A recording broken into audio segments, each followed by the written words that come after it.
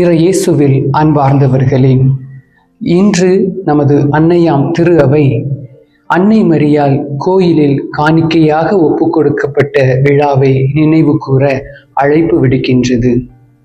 இன்றைய நற்செய்தியிலே இயேசு கிறிஸ்து யார் என் தாய், யார் என் சகோதரர் என்று கேட்கும் கேள்விகள் தனது தாய் மரியாவையும் திருத்தூதர்களையும் மட்டம் தட்டுவதற்காக அல்ல, மாறாக தனக்கு முன்னே கூடியிருந்த கூட்டத்தை பார்த்து, அவர்கள் மட்டும் என் தாயாகவும் என் சகோதரராகவும் என் உறவினர்களாகவும் இருக்க முடியாது, மாறாக எனது இறை தந்தையின் திருவுளப்படி நீங்கள் அனைவரும் நடந்தால் நீங்களும் எனது உறவினர்களாக மாற முடியும் என்பதை சுட்டிக்காட்டுவதற்காகவே இந்த கேள்வியை இயேசு கிறிஸ்து எழுப்புகின்றார்.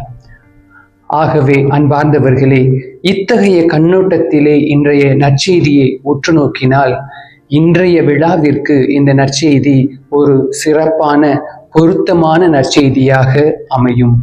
ஆம், அன்னை மரியாள் தன் வாழ்நாள் முழுவதையும் இறைவனின் திட்டத்திற்காக அர்ப்பணித்து இறை திருவுளத்தை இம்மன்னகத்திலே நிறைவேற்ற உறுதி பூண்டார்.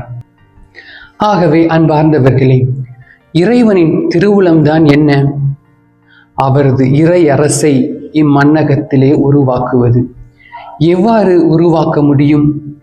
கிறிஸ்துவின் போதனைகளை நமது வாழ்வாக்கி அதனை பிறருக்கு அறிவிக்கும் பொழுது.